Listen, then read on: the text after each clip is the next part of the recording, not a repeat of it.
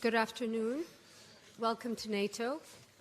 We will hear remarks from the Secretary-General, the Prime Minister of the Netherlands, the Prime Minister of Denmark, and the Prime Minister of Czechia, and then take your questions. Yeah. Prime Minister Rutte, Prime Minister Fredriksen, Prime Minister Fiala, welcome to all of you. It's great to see you here at the NATO headquarters. And many thanks for your very strong commitment to our transatlantic bond and for your leadership you have demonstrated in providing support to Ukraine. We just had an important and timely discussion on how to step up further our support to Ukraine, in particular on how to provide more air defense systems to Ukraine. Because the situation on the battlefield remains very difficult, and we have all heard Ukraine's clear and urgent appeal for more support. I'm actually encouraged both by the messages I've heard in the meeting today by three important allies, but also by what allies have announced over the last few days. Yesterday, Denmark announced a major new package of aid. The Netherlands has just announced 4 billion euros in additional military support, and the Czech-led initiative is receiving hundreds of millions of euros for more artillery shells for Ukraine. And then, of course, Germany announced it will send another Patriot system to Ukraine, a part of the important effort we are now making across the NATO alliance to step up our delivery of air defense systems to Ukraine. I'm also encouraged by indications that the US Congress may take up further aid to Ukraine in the coming days. All of this comes on top of unprecedented aid already being provided, including F-16s from Denmark and from the Netherlands. But Ukraine needs even more. That is why, if allies face a choice between meeting NATO capability targets and providing more aid to Ukraine, my message is clear. Send more to Ukraine. Denmark is a strong example, providing all of their artillery to the Ukrainians, but also with clear plans in place to replenish national stocks. In our meeting today, we agreed that NATO should have a greater role in coordinating security assistance and training for Ukraine. We also agree that Ukraine needs predictable financial support for the long haul, and we will continue to work on this as a matter of urgency.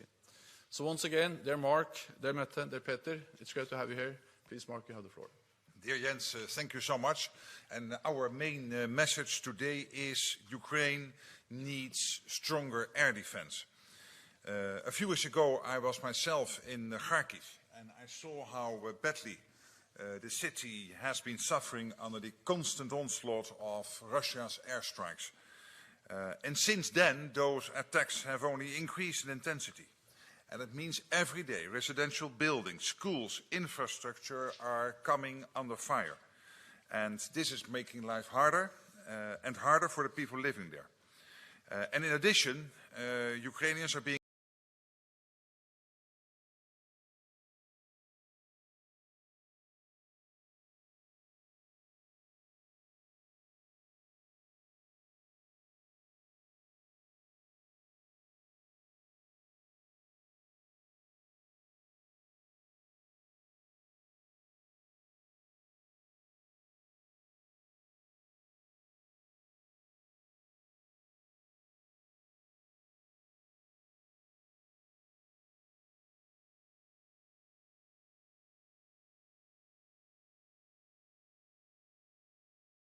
hit by more and more glide bombs launched from far behind the front line. So we must keep on helping Ukraine to defend itself, and it cannot do so without the necessary Western support. On this particular issue of air defense, we see three tracks. One is producing more ourselves for the medium term, looking at what else we can deliver to Ukraine from our own stocks, and purchasing what's available around the world. And here it is clear that mere good words and good intentions are not enough for Ukraine, nor is financial support alone. More air defenses are needed, and they are needed fast. So I'm very happy that together with my colleagues from Denmark and the Czech Republic, we spoke with you, Jens, about how we as allies can support Ukraine more effectively. We are already working together with Denmark and the Czech Republic on supplying artillery shells. And now we need to look what we can do more. We need to take another critical look at our stocks to determine the scope for supplying more to Ukraine. I have great respect for the commitment shown by Germany, which announced last weekend that it would make an extra Patriot system available. And it is working hard to get more countries to deliver urgently needed air defenses to Ukraine. And we will consider, the three of us, in what ways we can support to this German initiative. It is crystal clear that we will do what is necessary to support Ukraine for as long as it takes and as intensely as is needed. That certainly includes efforts within NATO. We must ensure Ukraine can defend itself against Russia's aggression. And at the same time, we must work to foster a Ukrainian army that can withstand the Russian threat in the future and operates in accordance with NATO standards. In this way, we will build an ever stronger bridge between Ukraine and NATO, because as we have said before, Ukraine's future and rightful place is within NATO. But again, the message of today, Ukraine needs stronger air defenses, and we will keep working on this together. Thank you so much. Thank you, Jens, and thank you, colleagues, for an important discussion about our continued and even stronger support, military support for Ukraine. This is a support that has changed a lot over time. From the very beginning, where we helped the Ukrainians pushing back Russia from Kiev. After that, in pushing Russian fleet back in the Black Sea and gaining back territory. But in the last month, we have followed the intense war at the eastern flank in Ukraine, a fight with almost unlimited needs for artillery ammunition. And therefore, the three of us are working very closely together in ensuring ammunition enough. And now we are going to continue this important format when it comes to air defense.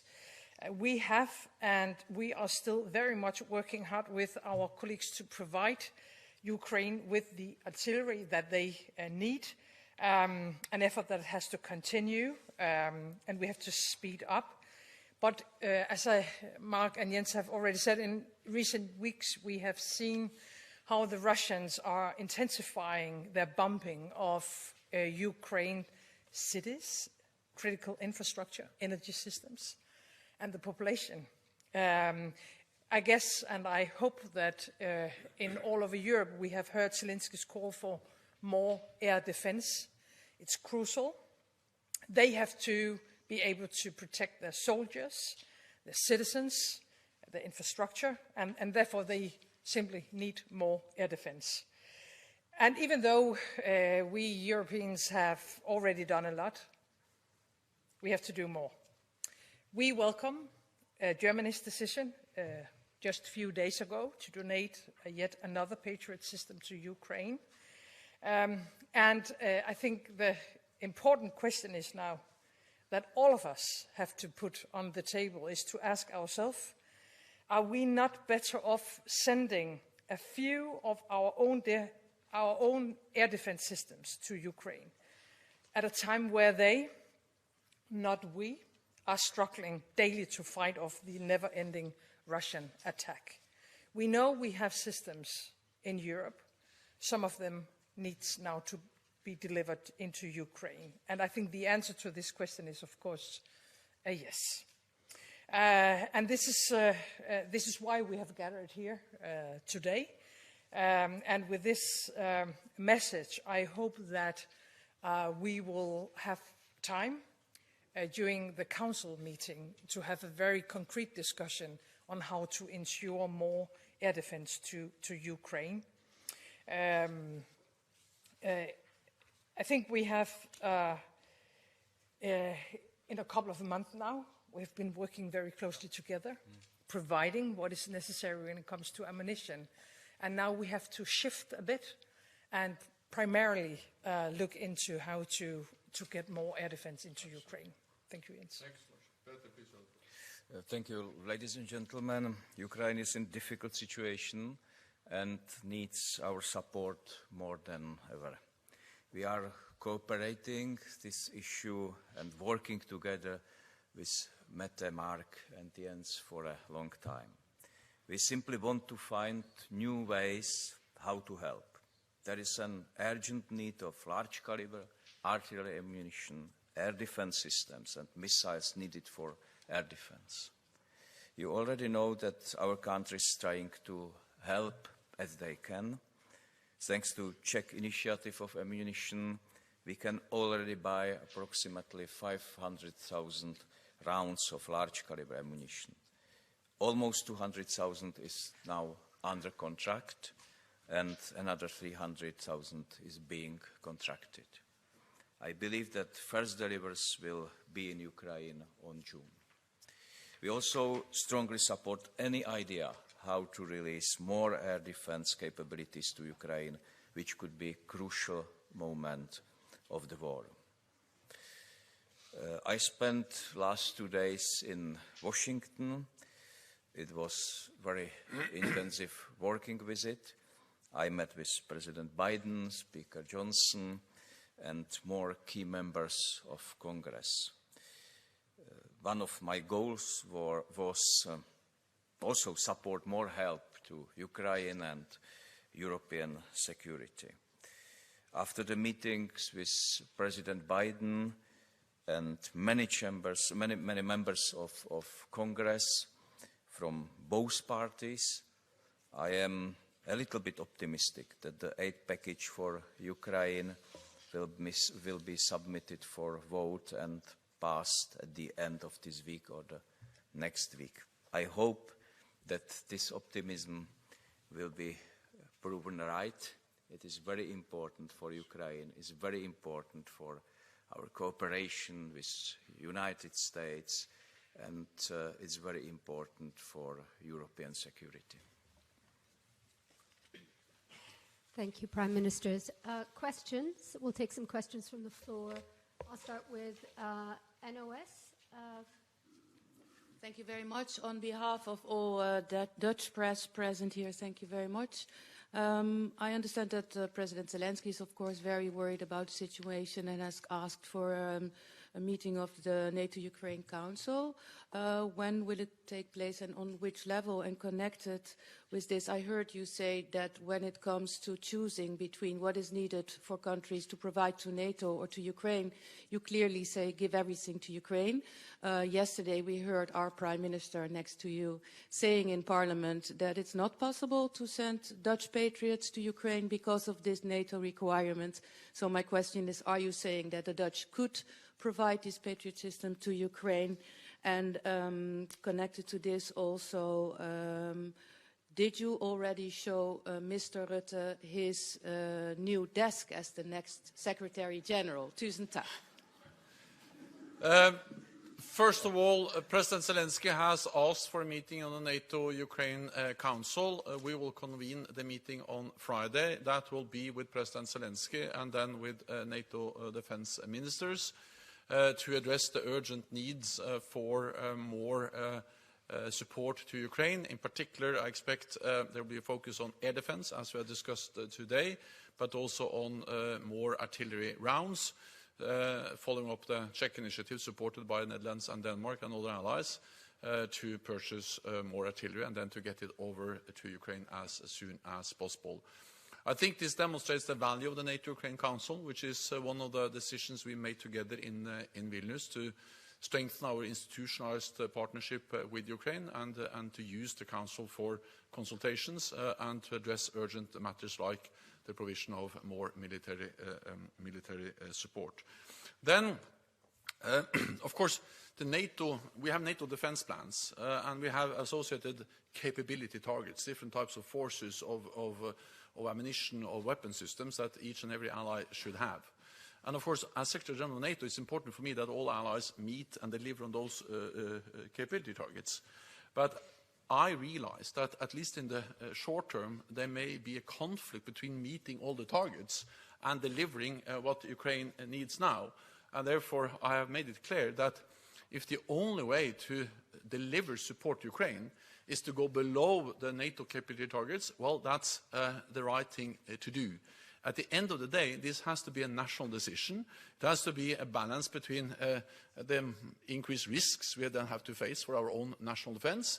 But the reality is that to support Ukraine and to help them destroy Russian combat capabilities also enhances our security. And therefore, I have stated clearly that if that's needed, then we can go below the NATO capability targets. Then, of course, it highlights the importance of ramping up production, because then we have to replenish the different stocks. So we also discussed today the importance of getting up production to ensure that we soon again meet the NATO capability targets. Then it's not for me to comment on my successor. Tusen takk. Okay, we'll have a second question from Danish media this time. Yes, go ahead. Yes, Ole Ryberg from Danish National Radio and Television, Secretary-General.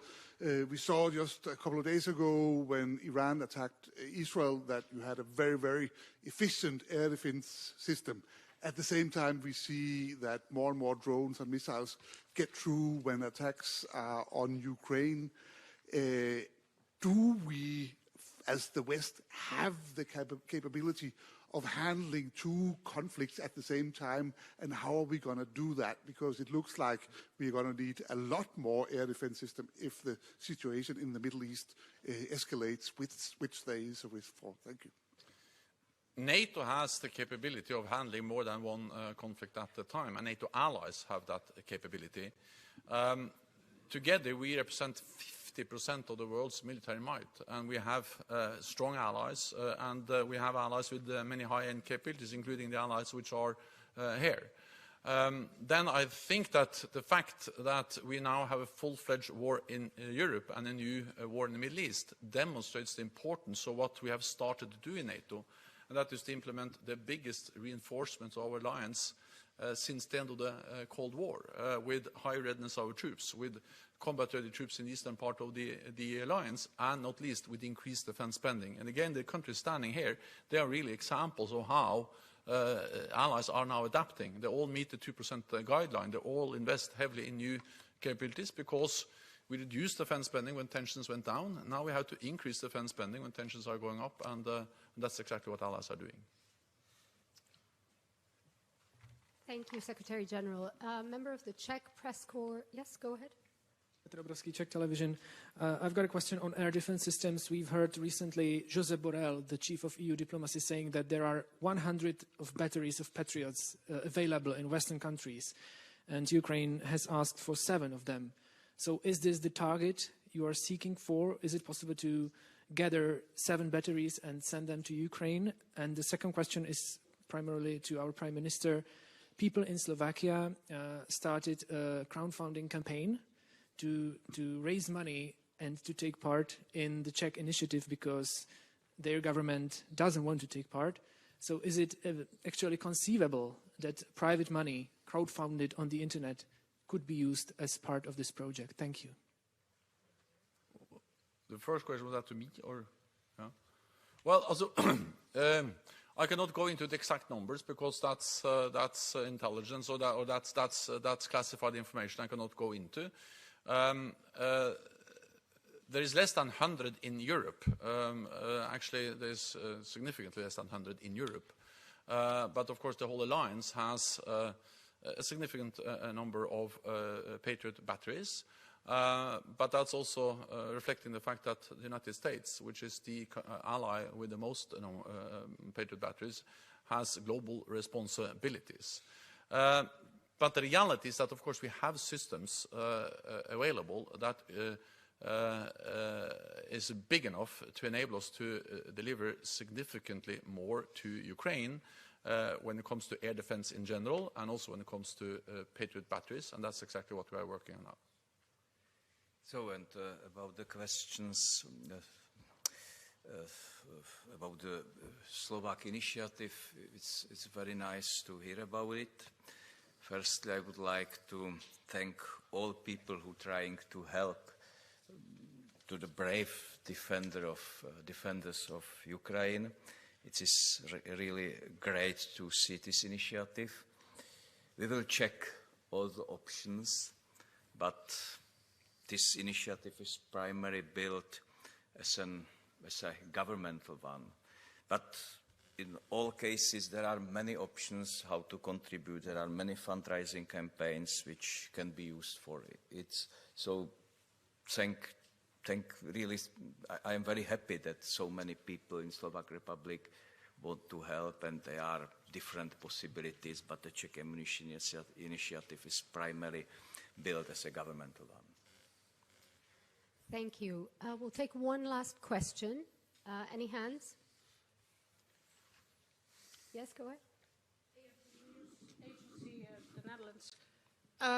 Did you consider, the three of you, rich countries, to do something, the three of you? Or do you want to have a bigger group of people, like 20, that do joint procurements? To be honest, on the air defense, I mean. Yes, on air defense, but I stand corrected, so please chip in. But I would argue that money is not the first issue here. We have committed again another over 4 billion, which brings our total to over 10 billion, and all of us have committed a lot of money. So I don't think money is the issue here. The main issue here is to get the systems themselves. And we saw with the Czech Shells initiative, and that as soon as it was clear that there was this outlook to 500,000, maybe even 1 million shells, that it was relatively easy to get the money. The question is how to get the systems. And here we are looking into our European partners, of course, the whole of NATO, but also outside NATO. So this production, it is outside NATO, is in NATO. But I think money will not be the problem here. And if I can just